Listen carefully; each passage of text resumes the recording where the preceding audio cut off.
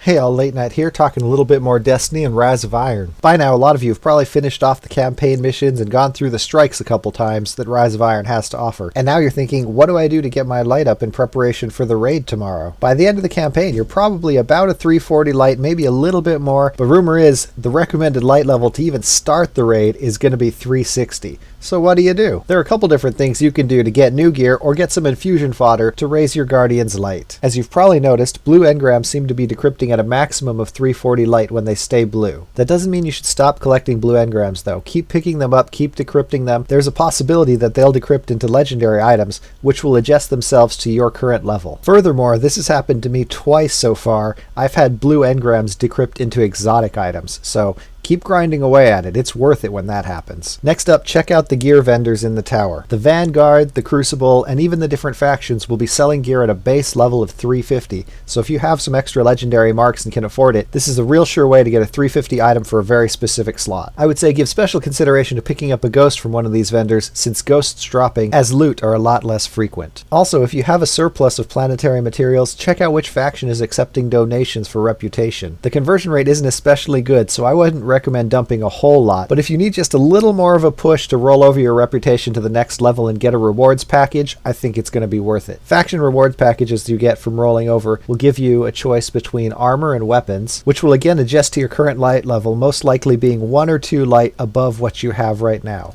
After you've gone through these options, there are several gameplay activities that will help you bump up your light. First up, once you're able, start jumping into the Siva Crisis Heroic Strike playlist. This is an excellent source of green engrams, which will give you a lot of materials for infusion, a lot of blue engrams that you can go and decrypt as we talked about earlier, and then the drops from the bosses at the end of the strikes, whether they be pre-decrypted blues or purples, should drop according to your current light level and give you at least 1 or 2 light level boost per item. This means as you run strikes, each strike you complete will give you at least 1 or 2 items that will give you a small boost so you can continuously progress as you run these strikes. Furthermore, each strike you complete has a small chance to drop a skeleton key, which will allow you to open the chest at the end of the strike containing strike-specific loot. When you complete a strike for which you want to get the strike-specific loot, and you open that chest, the loot from that chest will also adjust to your current light level. Next up, run the Challenge of Elders. Completing scorecards should give you high-level loot as well. Like before, it'll give you a weapon for 30,000 points within a single match, and a piece of armor for getting 90,000 points on a single scorecard across multiple matches. For a lot of people, getting a high-level artifact has also proven troublesome. A fairly consistent way to get a high-level artifact is to roll over reputation with Eris Morn. Rolling over her reputation will give you a 3 in 4 chance of getting a high-level artifact, with that final 1 in 4 chance being a high-level class item. If you're like me, you've got a surplus of stolen and antiquated runes lying around in your inventory,